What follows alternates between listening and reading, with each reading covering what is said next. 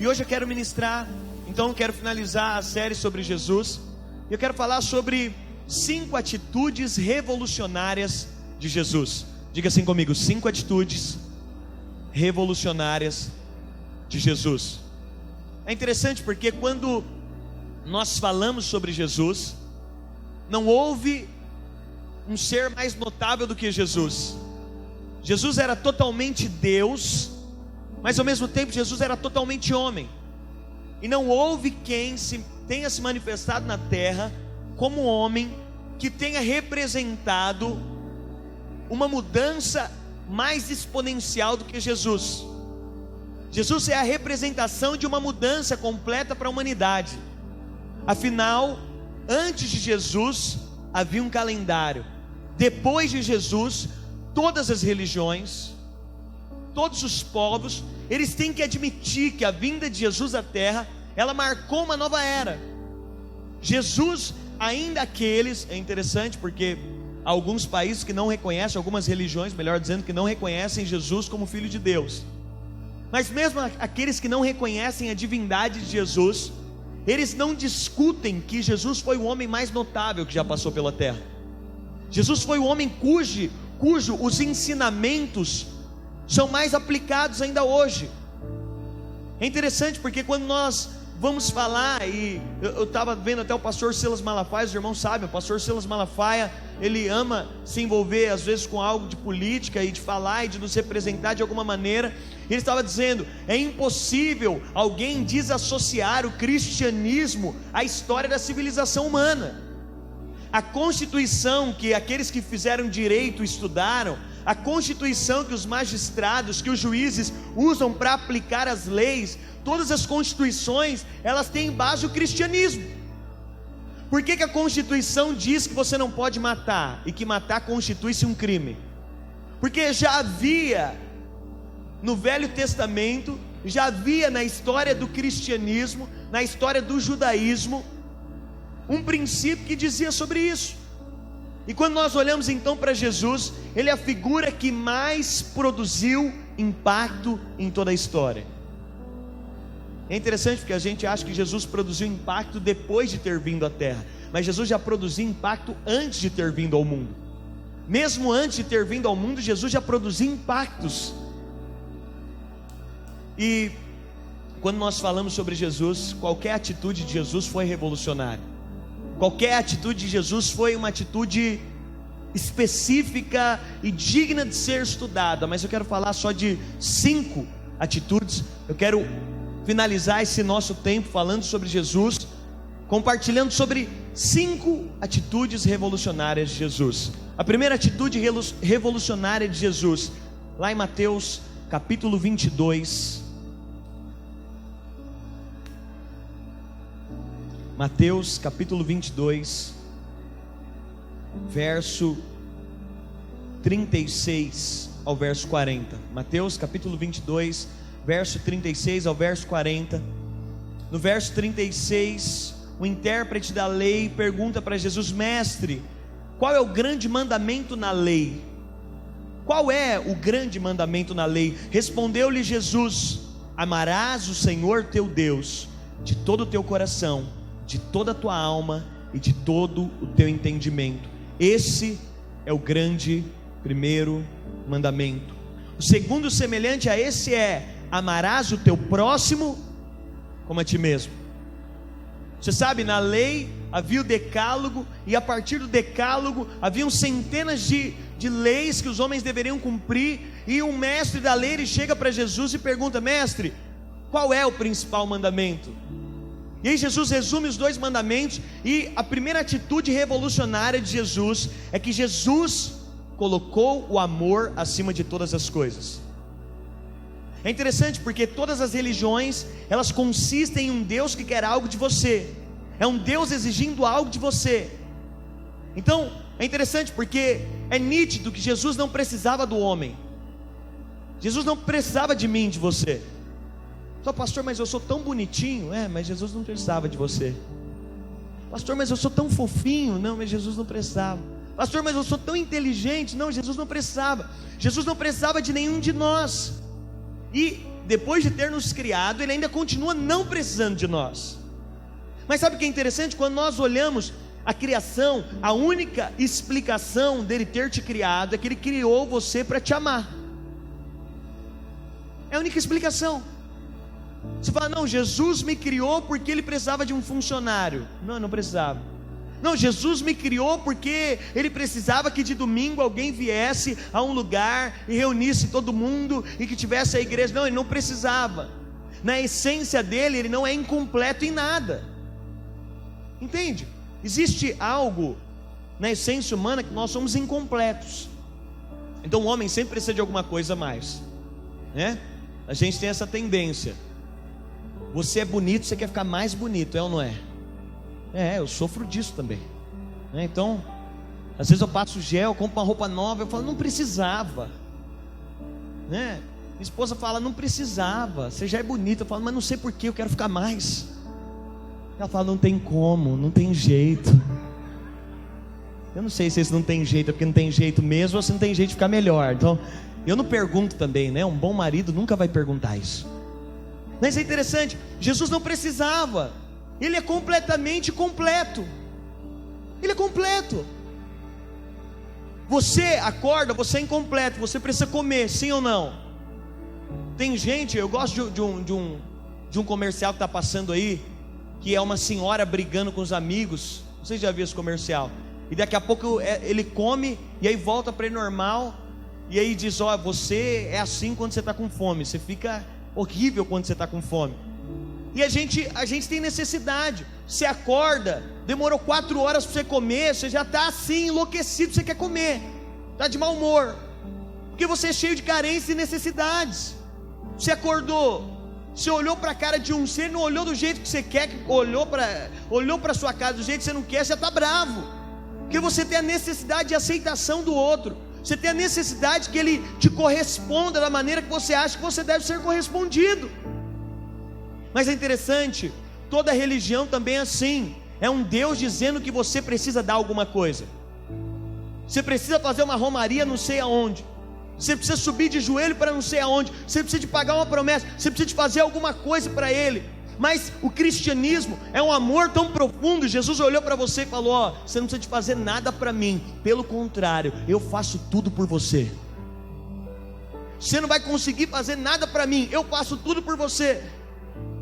É interessante, ontem o pessoal está fazendo evangelismo, e esse fora da caixa aqui que eles falaram, é que da meia-noite o Eric vai falar, das 11h30, 6 da manhã, 5 da manhã, eles ficam na rua evangelizando, um grupo. E ontem, como era próximo de uma praça que eu conheço, falei, vou dar uma passada lá. E eu dei uma passada lá, e aí, a hora que eu cheguei, eu encontrei, estava lá um dos rapazes evangelizando, e eu cheguei próximo da roda, e aí ele estava evangelizando 3 garotos, e garotos novinhos, talvez 17 anos, né, naquela onda de comprar uma lata de cerveja. Não sei quem já teve essa idade aqui, se você lembra quando você tinha essa idade, né, mas a moda é comprar uma lata de cerveja e ir para a praça beber a lata de cerveja. E eles estavam lá bebendo a lata de cerveja, todo alegre e tal, e o Robson evangelizando eles. E aí foi curioso, ele falou, cara, mas como é que eu vou largar tudo isso que eu faço? É interessante, aí a gente estava explicando para eles, olha, Jesus, o amor dele é tão profundo que ele nunca exige nada de você, ele sempre dá para você. E sabe qual é a grande questão? Você vai perceber que você consegue amar as pessoas que você mais consegue amar, naturalmente falando, são as pessoas que mais te amam, porque elas te constrangem em amor. Por que as pessoas têm a tendência de falar que a mãe é a pessoa que elas mais amam? Porque vamos ser sinceros, mãe demonstra mais amor que pai até. Lá em casa quem passa a noite acordado, quem sempre foi, não fui eu. Eu sei que na maioria das casas não é o pai. Mas essa expressão de amor, ela desperta em nós uma resposta imediata. E quando nós falamos sobre Jesus, Jesus foi o primeiro em toda a história que falou, deixa eu te amar. Jesus, ele colocou o amor acima de todas as coisas. A única explicação que ele nos criou foi porque ele nos ama. É interessante porque você pode encontrar muitas coisas em outros deuses. Você pode encontrar no mundo poder, dinheiro, felicidade entre duas aspas, você pode encontrar contentamento, suprimento. Mas é interessante, todas as vezes que alguém chega para mim e fala: pastor, cansei de Jesus. Nunca te falaram isso? Não? Meu Deus, então acho que a próxima vez eu vou mandar bater lá na sua casa. Às vezes alguém chega e vai falar: pastor, cansei de Jesus. Pastor, não quero mais frequentar, não quero mais fazer parte, eu estou decepcionado. E é interessante, porque eu sempre digo para as pessoas: olha, você pode sair daqui agora e você pode encontrar poder. Você pode ficar uma pessoa muito poderosa. O dinheiro, o trabalho vai te dar isso, poder. Você pode sair daqui agora e você pode encontrar uma felicidade que precisa ser constante, assim, você não pode parar um minuto, você tem que ficar no pico o tempo inteiro, fazendo coisas que você gosta, mas você consegue até ficar feliz. Você vai sair daqui agora e você pode encontrar contentamento, amizade, você pode encontrar um monte de coisa, mas tem uma coisa que você nunca vai encontrar longe de Deus, se chama amor. Nunca, você nunca vai conseguir encontrar. Você vai encontrar tudo isso aí que eu estou te falando. Você vai encontrar no braço de um bom homem. Você vai encontrar cavalheirismo. Você vai encontrar companheirismo. Você vai encontrar um ambiente gostoso. Mas amor só tem um: Jesus. Só Ele pode dar amor. É interessante porque Jesus, Ele curava, Ele multiplicava, Ele falava em outras línguas. Jesus fazia uma série de coisas, mas a principal marca de Jesus não era isso, era o amor. Vieram outros homens depois de Jesus que curaram na mesma medida que Ele. Vieram outros homens e apareceram em outros lugares, outros homens fazendo coisas tão especiais, mas em Jesus havia uma marca, havia o amor. Eu quero te dizer, você não vai encontrar amor em nenhum outro lugar a não ser em Jesus. Você não vai conseguir se sentir amado em nenhum outro lugar a não ser em Jesus. Porque tem coisas que tem coisas que o seu vazio é do tamanho de Deus. Tem coisas que o seu vazio, ele encaixa exatamente na medida de Deus. Tem coisas que só Deus pode suprir, tem coisas que só Jesus é. O Marco me contava que hoje de manhã encontrei ele, estava falando que estava tendo uma competição de digitação.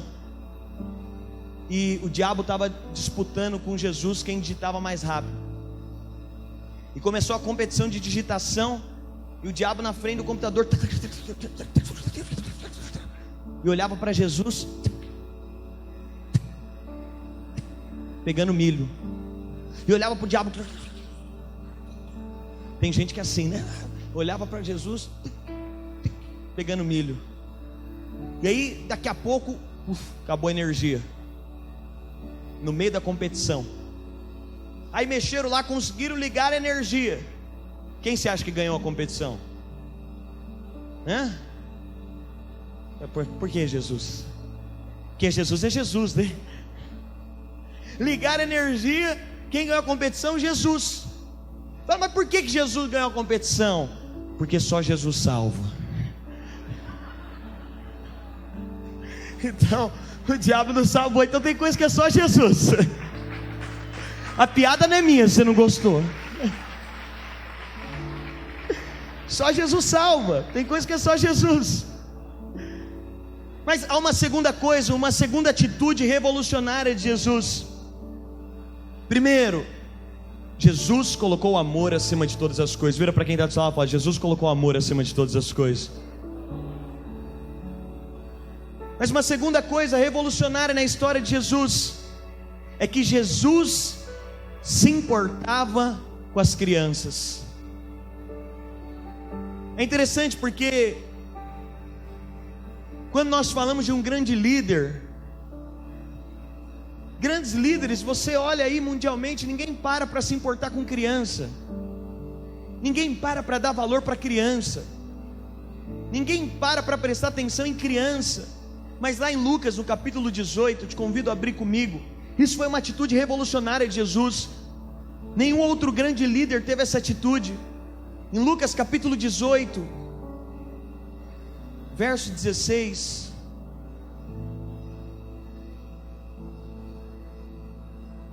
Olha o que a Bíblia diz. No verso 15: traziam-lhe também as crianças para que as tocasse, e os discípulos vendo repreendiam. Jesus, porém, chamando-as para junto de si, ordenou: deixai vir a mim os pequeninos e não os embaraceis, porque dos tais é o reino de Deus. Em verdade vos digo que quem não receber o reino de Deus como uma criança, de maneira alguma entrará nele. Jesus, uma segunda atitude revolucionária de Jesus, é que nenhum outro grande líder na história atentou tanto para as crianças quanto Jesus. As crianças foram enxergadas por Jesus como almas. Na verdade, devido à sua pureza, Jesus enxergava um padrão para o reino. E eu quero te dizer, todo adulto deve observar as crianças. A Bíblia diz: se você não for como criança, você não pode herdar o reino. Quem quer o reino precisa ser como criança. E nós precisamos de ter a atitude de ser como criança.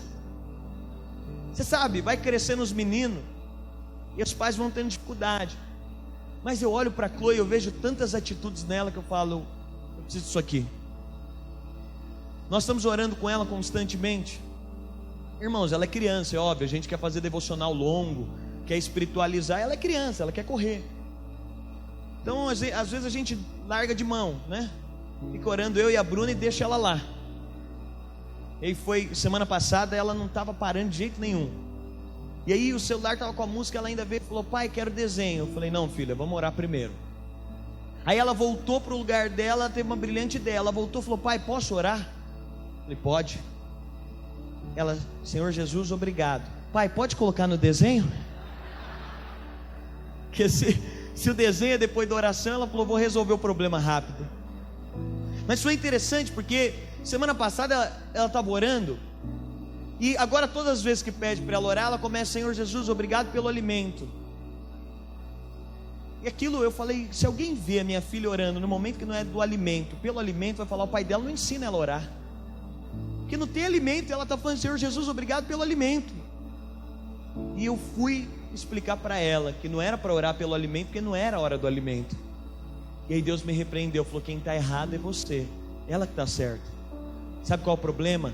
Você esqueceu de agradecer pelo alimento constantemente, porque você não sabe o que é a falta de alimento. É interessante que às vezes a pureza da criança de orar pelo alimento. Seja sincero, meu irmão, você ora pelo alimento? Não na hora que você está comendo o alimento. Eu também, na hora que eu estou ali na frente do alimento. Mas você já fez grandes orações falando: Deus, obrigado, que eu tenho o que comer. Você vê como a gente perde a pureza por coisa assim? E ela: obrigado pelo alimento, obrigado pelo chocolate. Ela vai falando, fala até a marca do chocolate, né? Mas é essa pureza. E Jesus foi o primeiro grande líder. E é interessante porque Jesus disse para os discípulos: não as impeçais. Jesus não teve um ministério apenas de, né, ele olha agora para as crianças. Ele não teve um ministério apenas de entreter criança. Ele sabia o valor que tinha nas crianças. Alguns irmãos falam: pastor, o reino não é das crianças. Mas para que o reino seja das crianças, os discípulos têm que levá-lo até Jesus. Os discípulos, Jesus falou: não impeça, traz elas, porque o reino delas, o reino é das crianças, o reino é delas. É interessante que Jesus, como um grande líder, ele olhou para as crianças, ele se importou com as crianças. Nós estamos prestes ao Encontro Kids agora, irmãos. Eu vou te dizer que uma característica daqueles que são apaixonados por Jesus é que eles também são apaixonados por crianças. Eles são apaixonados por esse projeto, por dar a vida nisso. E eu estava meditando hoje sobre Jesus. Eu falei: uau, eu não conheço nenhum outro líder que tenha parado e dado tempo para criança. Jesus era a figura mais importante que existia na época. Jesus era a figura mais espetacular. Vai dar tempo para criança? Não, vai fazer uma coisa mais importante. Mas não, Jesus disse: é importante para mim dar tempo para as crianças. E aí, essa madrugada, irmãos, eu dormi com um nó na garganta. Me mandaram um vídeo de uma menininha de 8 anos, que ela escreveu uma carta. Ela morreu devido a ferimentos do espancamento do pai. E com 8 anos ela escreveu uma carta. Ela já estava hospitalizada.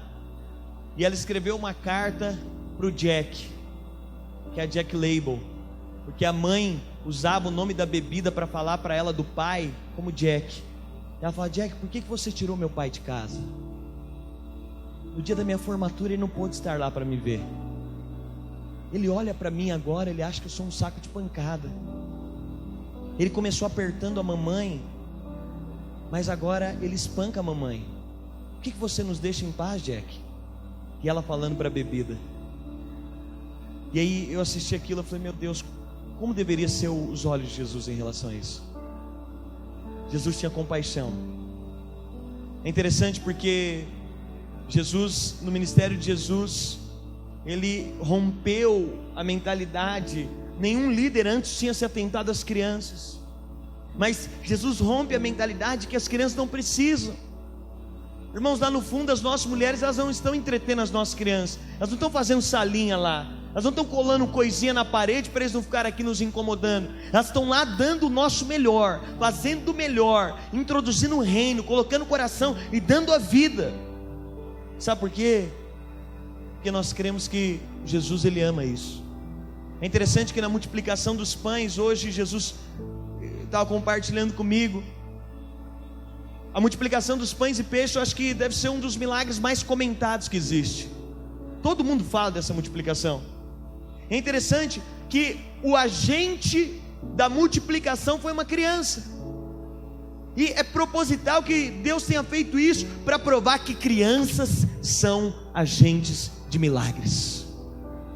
Uma criança é o pivô da multiplicação. Um garotinho que tinha 5 pães e 2 peixes, ele é o pivô da multiplicação para Jesus mostrar: crianças podem ser agentes de milagres. Na sua casa, seus filhos podem ser agentes de milagres. Na nossa igreja, as crianças podem ser agentes de milagres. Há um poder que é liberado através das crianças. Jesus foi um líder revolucionário, porque ele orou para pessoas que ninguém olhava. Naturalmente, as pessoas olham para as crianças e elas não valorizam as crianças. Mas eu quero orar para que nesses dias Jesus nos dê o mesmo coração que Ele tem, o encargo pelas crianças, a paixão pelas crianças, irmãos. Quando nós vemos uma criança sendo marcada, isso rasga o nosso coração. Mas nós precisamos de ter o mesmo clamor do coração de Jesus, o mesmo encargo do coração de Jesus, a mesma paixão do coração de Jesus. Depois eu quero até passar esse vídeo nos WhatsApps aí, para que você assista. Não tem como ser indiferente a isso, não tem como ser apático a isso. Jesus não foi. Terceira atitude revolucionária de Jesus: Jesus perdoava pecados. Diga assim comigo: Jesus perdoava pecados. Nós vemos em João 8:11 e em tantos outros textos: vá e não peques mais. É interessante que parece que o perdão é um ato simples, não é verdade? Quando eu digo para você que Jesus perdoa pecados, parece que perdão é um ato simples. Pastor, Jesus perdoa pecados, mas perdão não é ato simples. Sabe por quê? E Jesus perdoava e continua perdoando pecados, porque Ele tem recurso suficiente para perdoar. Imagine que você deve para alguém, e alguém te libera da dívida, fala: ó, vai embora, fica tranquilo que eu resolvo. Foi isso que Jesus fez conosco. Mas para poder te colocar livre da dívida, quem está ali precisa ter cacife suficiente para assumir a dívida. Para que Jesus pudesse liberar, Ele precisou assumir. Para que Jesus pudesse liberar, pastor, porque só Jesus tem poder para perdoar pecados? Porque só Jesus tem poder de assumir a dívida. E quando você tem poder de assumir a dívida, você pode liberar o pecador. Por isso, quando Jesus se aproxima de nós, o que Ele faz é assumir a nossa dívida. É por isso que a Bíblia diz: lá na cruz do madeiro estava sobre Ele as nossas dores, as nossas enfermidades, e o castigo que nos traz a paz estava sobre Ele. O que isso quer dizer? Ele te liberou, mas Ele teve que assumir o pecado no lugar. Ele te liberou, mas Ele teve que assumir a culpa.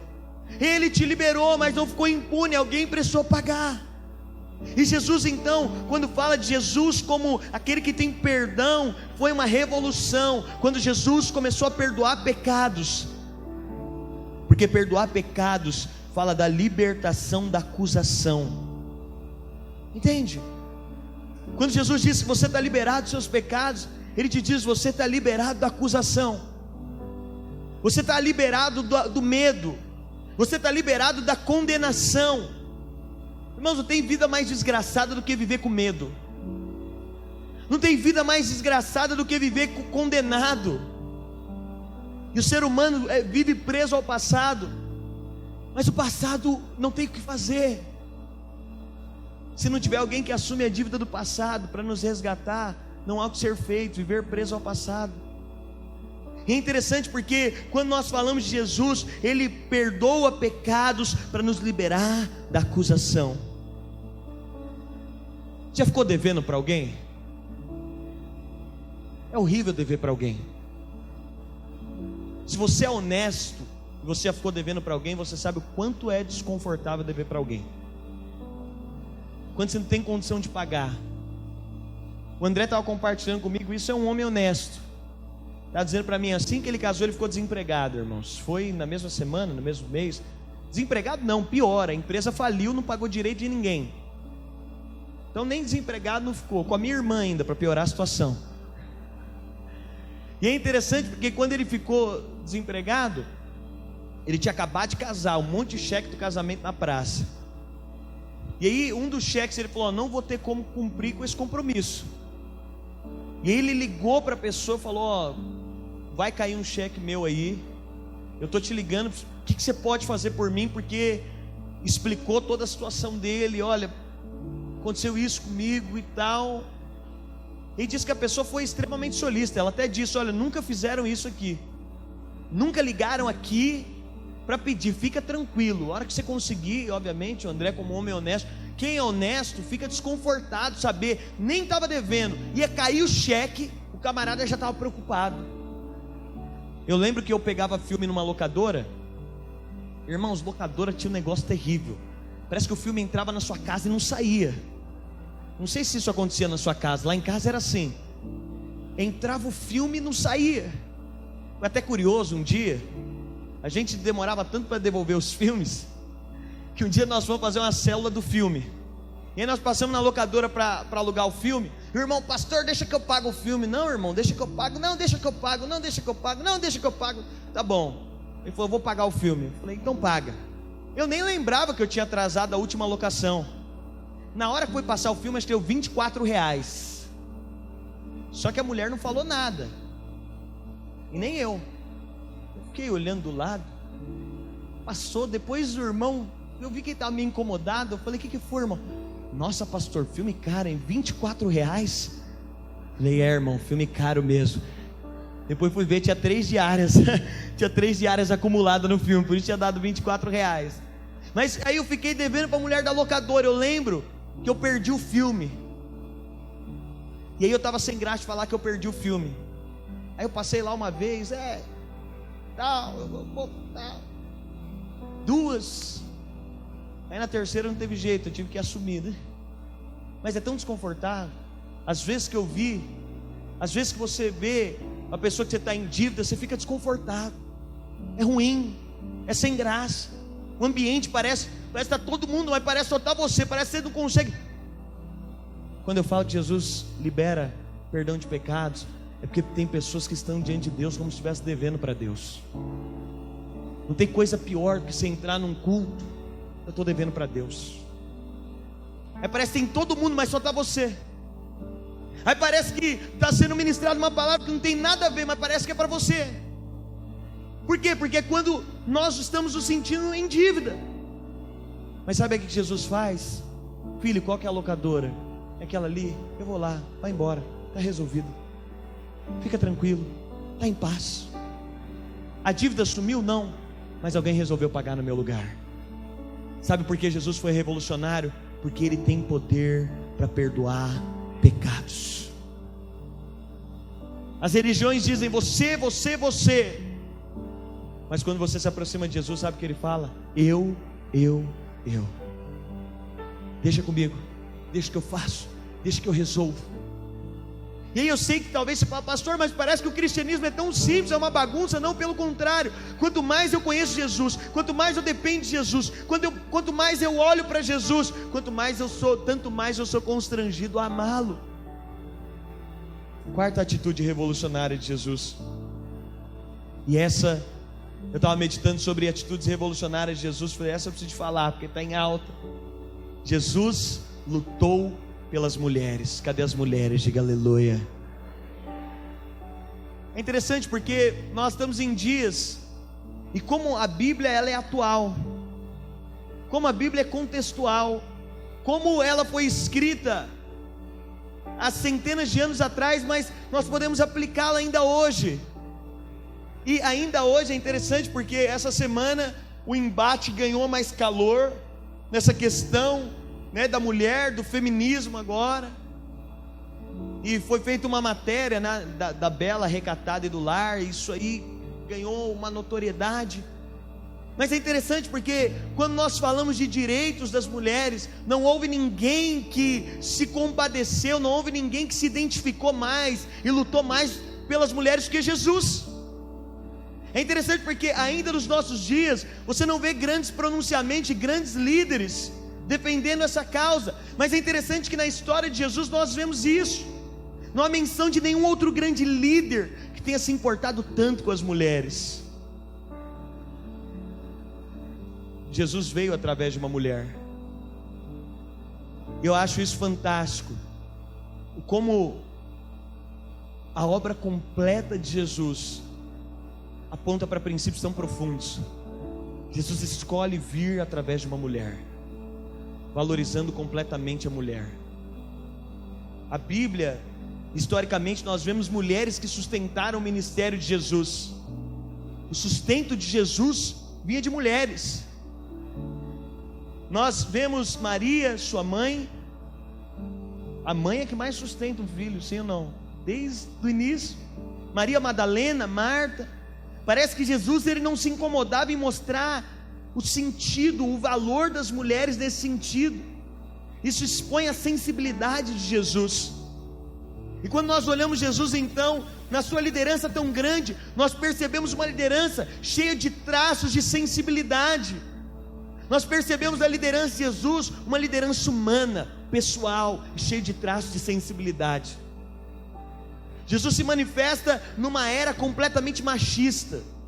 Ainda é assim, irmãos. Eu já fui em regiões do Oriente Médio que o país é tão machista que um homem pode ter mais de uma mulher. O país é tão machista. Tem um país do Oriente Médio que eu estive que se o homem colocar a burca do lado direito é porque ele está com vontade de praticar, de ter relação sexual com a esposa quando ele chega em casa. Eu fico imaginando, é um país tão machista que o marido chega em casa, a mulher não tem nem opção. E Jesus ele vem num contexto de completo machismo. É interessante que o traço da liderança de Jesus, ele consegue tocar as nossas áreas mais íntimas. E é tão profundo porque não há exclusão na liderança de Jesus, muito pelo contrário. Quando eu olho a liderança de Jesus, eu vejo uma liderança, e eu sei que é proposital para o tempo. Jesus de alguma forma queria mostrar, a minha liderança ela vem para se importar, a minha liderança vem para mostrar, a minha liderança é olho no olho, a minha liderança vem para demonstrar amor, sensibilidade, compaixão, entrega. E aí você me pergunta teologicamente, qual foi a melhor pregação de Jesus? Os teólogos dizem que a melhor pregação de Jesus foi a pregação para a mulher samaritana. Samaria era um povo que estava em divisão com o povo judeu. Jesus não poderia nem conversar com uma samaritana, muito menos com uma mulher. É interessante, Jesus não se preocupa, e mais que isso, ainda para a era dele, e mas para deixar todo mundo quieto nas próximas eras, ele falou: eu não vou só simplesmente pregar e conversar com ela, eu vou fazer a melhor pregação do meu ministério para uma única mulher. Foi o que Jesus fez, mostrando a sensibilidade da sua liderança, sensibilidade, aquilo que ele veio para fazer, o aspecto íntimo dele. No meio da ressurreição da filha de Jairo, um homem importante vem gritando para Jesus: vai na minha casa, minha filha morreu. Irmão, se sua filha tivesse morrido, como é que você ia chamar Jesus? Jesus, vê aí, se tiver um tempo na sua agenda, deixa eu ver. Agora são 7h20. Se você puder até 8h30, 8h40, alguém chamaria assim Jesus? Como que você acha que um camarada que a filha dele morreu, e quando ele estava ainda chamando Jesus, ela não tinha morrido. Alguém chegou e falou: morreu, deixa o mestre. Como é que você ia chamar Jesus? Irmão, eu sei que tem mãe aqui, pai, que ia montar no cangote de Jesus, e unhar Jesus, e disse: papai, que é isso, Jesus? Está sangrando? Não, a irmã ali, tadinha, ficou meio nervosa. Estava nesse contexto. Jesus está rompendo uma multidão. Vem uma mulher com fluxo de sangue. Olha Jesus aqui mostrando essa liderança cheia de amor, cheia de compaixão, completamente fora da sua era, completamente diferente da sua era. Uma mulher com fluxo de sangue. Uma mulher judia que estivesse no fluxo de sangue, ela deveria ficar retirada do meio do povo durante o período da sua menstruação. Se ela tocasse em alguém, ela poderia ser apedrejada. Essa pessoa era considerada imunda. Aí sabe o que essa mulher faz? Ela rompe a multidão e toca em Jesus. Sabe qual é a atitude de Jesus? Jesus poderia ter virado para ela: apedreja essa mulher. Ou no mínimo, Jesus poderia ter passado reto, porque ela tocou no meio da multidão. Ele estava ocupado, ele tinha que ver a filha de Jairo, estava morta. Mas sabe o que Jesus faz? Jesus para tudo e fala: espera aí, alguém me tocou. Quem me tocou? Mestre, não tem como saber. A multidão te aperta. Não, mas alguém me tocou de uma maneira diferente. Sabe o que Jesus estava mostrando ali? Para ele não interessava se ela estava no período da sua imundície, segundo a cultura judaica. Para Jesus não interessava. Não, ele falou: alguém me tocou, mostrando a sua completa sensibilidade. Quando os fariseus queriam apedrejar uma prostituta, Jesus, ele faz algo fantástico. É uma das respostas mais fantásticas que tem na Bíblia. Virou até música. Jesus olha e coloca. Todos os fariseus estão dizendo: nós somos melhores que ela. Num contexto cultural de completa desvalorização, nós somos melhores que ela. Aliás, vamos matá-la, porque nós podemos matá-la. O que Jesus faz? Chama todo mundo e coloca todo mundo no mesmo pé de igualdade. Olha, se alguém de vocês não tem pecado, pode ir lá, dá a primeira pedrada. Sabe o que Jesus mostrou no final para eles? Vocês são todos iguais.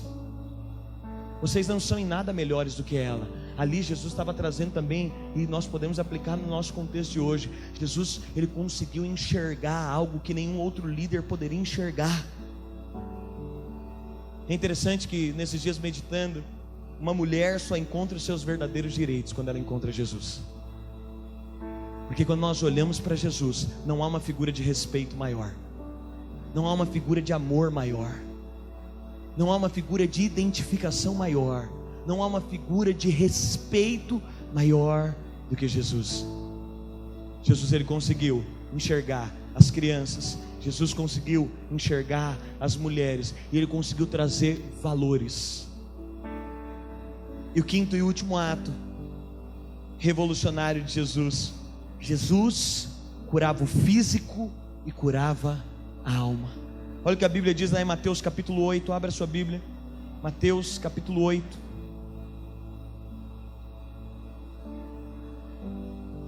Mateus capítulo 8, verso 1 a 3.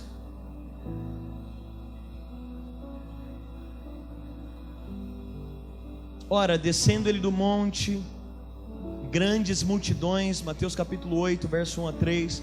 Descendo ele do monte, grandes multidões o seguiam. E eis que um leproso, tendo se aproximado, adorou, dizendo: Senhor, se quiseres, pode purificar-me.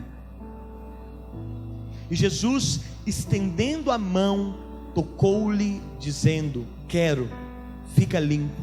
E imediatamente ele ficou limpo da sua lepra.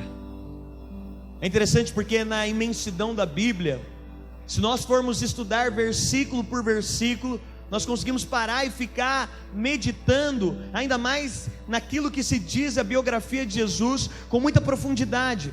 Mas em Mateus capítulo 8 a Bíblia diz que quando ele desceu do monte, um leproso se aproximou e disse: Senhor, se quiser eu posso ficar sarado.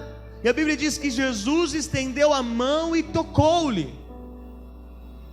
Pastor, por que Jesus, e por que a Bíblia é explícita em dizer que Jesus tocou nele?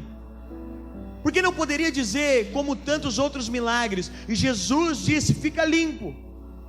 E Jesus falou para ele: vá e a tua fé te salvou, a tua fé te curou. Vai, não peques mais, você está limpo. Mas por que a Bíblia precisa dizer que Jesus tocou nele? Sabe por quê? Porque ninguém podia tocar num leproso. Porque em leprosos não se tocava. Quando o homem descobria que ele estava com lepra e o sacerdote atestava que ele estava com lepra, ele precisava de ir para uma cidade refúgio. Nunca mais ele veria a família, nunca mais ele ganharia um abraço, nunca mais ele teria um toque. E por algum motivo esse leproso consegue chegar perto de Jesus. E Jesus, diferente da reação de todas as outras pessoas que ele tinha encontrado, a reação de descaso, a reação de desprezo, a reação de indiferença, Jesus é diferente de todos. Jesus toca naquele homem. Jesus toca. Certamente fazia não sei quanto tempo, mas devia fazer muito tempo que aquele homem não recebia um toque. Jesus toca no leproso. Você fala: pastor, por que Jesus tocou no leproso? O toque aponta, Jesus curou ele fisicamente, mas não era só a cura física que ele precisava. Por detrás tinha um homem amargurado, que estava longe da família. Por detrás tinha um homem que tinha sido discriminado. Alguém que ficava com lepra no meio dos judeus, ele poderia ser o homem mais importante, mais rico. Descobriu que está com lepra, no outro dia não tem nada, para fora da cidade. Jesus cura não só o físico, mas Jesus cura a alma. É interessante porque os médicos podem curar as dores físicas, mas os médicos não podem curar a alma. E todas as vezes que Jesus se depara com a história de alguém, ele faz algo revolucionário. Ele tem poder de curar a nossa alma. Ele tem poder de trazer uma restauração que é de dentro para fora. Ele tem poder de fazer pessoas que jamais poderiam ser bem resolvidas, serem bem resolvidas. Esses dias eu fui ministrar numa igreja e eu levei alguém para estar lá comigo. E essa pessoa, ela ia fazer uma ministração e ela falou: olha, eu quero contar um pouco da minha história, um pouco do meu testemunho. E essa pessoa começou a compartilhar que muito nova ela perdeu o pai, depois perdeu não sei quem, depois perdeu o outro, e que entrou no mundo das drogas, e a história é uma desgraça. E depois uma senhorinha falou para ele: filho, mas não tem como ser feliz depois de tudo que você viveu. Ele falou para ela: mas alguém entrou na minha história que não curou só meu físico, curou a minha alma. Hoje eu estou novo, eu vivo como se não tivesse acontecido, eu vivo com a cicatriz de algo como se nunca tivesse existido. Mas sabe por quê? Porque só um pode fazer isso. Só um tem poder de fazer isso, Jesus. Só Ele tem o poder de trazer restauração na alma. Só Ele tem poder de trazer uma nova esperança. Só Ele tem poder de ressuscitar o sonho que morreu. O Espírito me fala de pessoas aqui que você perdeu sonhos.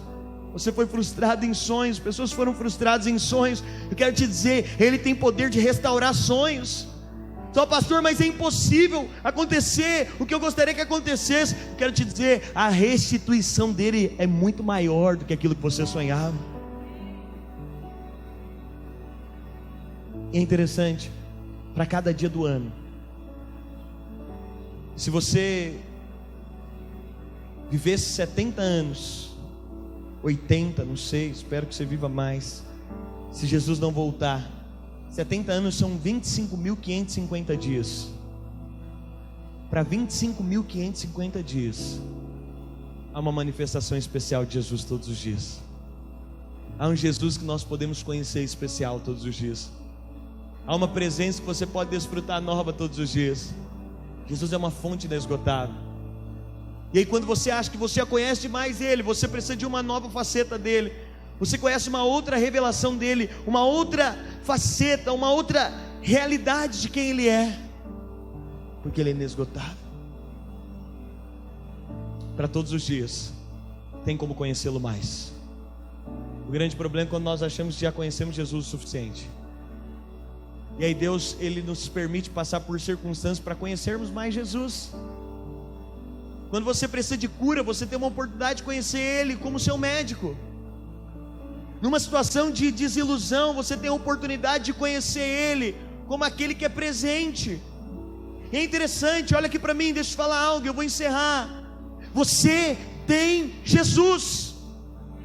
E diante de qualquer circunstância da sua vida, lembre-se disso, você tem Jesus. Pastor, eu estou numa situação de desespero, eu estou numa situação de instabilidade emocional. Você tem Jesus. Pastor, eu estou numa situação onde as minhas finanças não estão batendo, a conta não está batendo, é uma oportunidade, você tem Jesus, Ele é a sua provisão. Pastor, eu não estou nos melhores dias que eu gostaria, não tem problema, você tem Jesus. E aí, sabe o que é interessante? Jesus sempre é o suficiente para nos completar. Jesus é sempre o suficiente para nos deixar satisfeitos. Jesus é o suficiente para que você esteja bem todos os dias. E aí você me pergunta, pastor, mas por que nós não estamos bem todos os dias? Porque uma semana você não vendeu tão bem, as contas não estão batendo, porque na outra semana seu casamento não está como você gostaria de estar, e aí nós temos uma dificuldade de olhar para Jesus e saber que é nele que nós temos tudo que nós precisamos. E aí quando você descobre que está em Jesus tudo que nós precisamos, então você está sempre bem.